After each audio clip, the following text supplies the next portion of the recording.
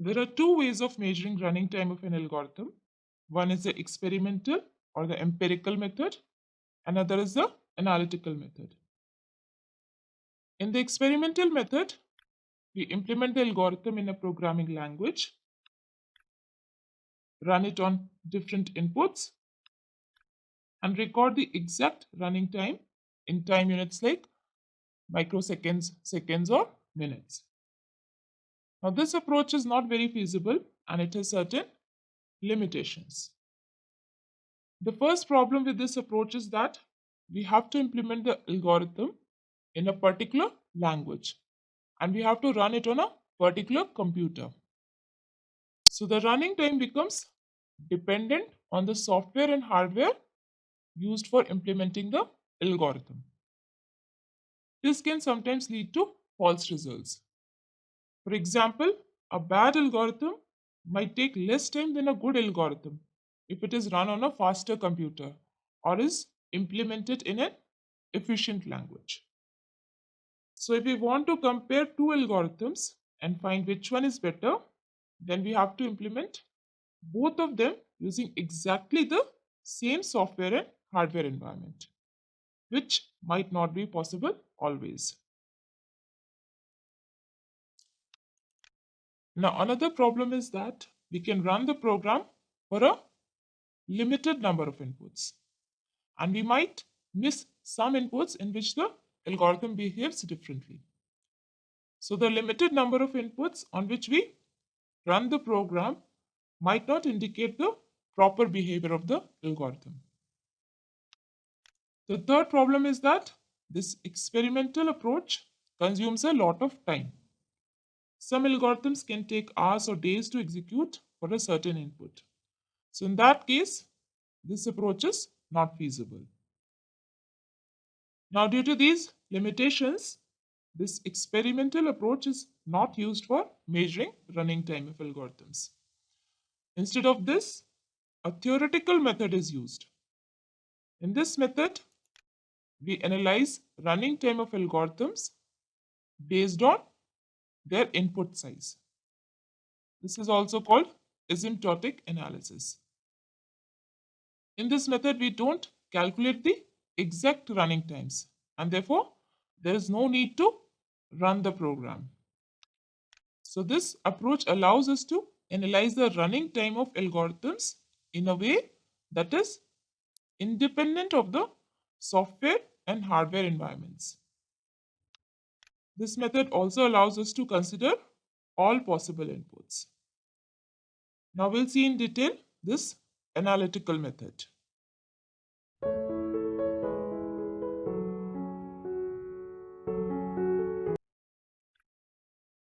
The running time of an algorithm depends on the size of input, which is generally denoted by n.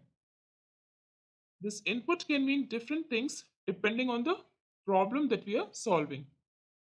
For example, if we are searching or sorting an array, then size of the array is the input size for the algorithm. If the input size is small, then the algorithm will take less time. And if the size of input is big, then running time will be more. For example, a sorting algorithm will take less time for sorting 10 numbers and more time for sorting 500 numbers. So as the size of input increases, the running time will also increase. Now suppose the input size of an algorithm doubles. Obviously the running time will also increase. The running time might double or it might quadruple or it can become 20 times more, 100 times more. It depends on the algorithm. Now it is this behavior of an algorithm that is studied in asymptotic analysis. So basically, for analyzing an algorithm, we'll study how the running time of the algorithm increases with the increase in input size. If the running time of an algorithm increases very rapidly with the input size, then that algorithm will not be considered an efficient algorithm. So in asymptotic analysis, we don't care about the exact running time.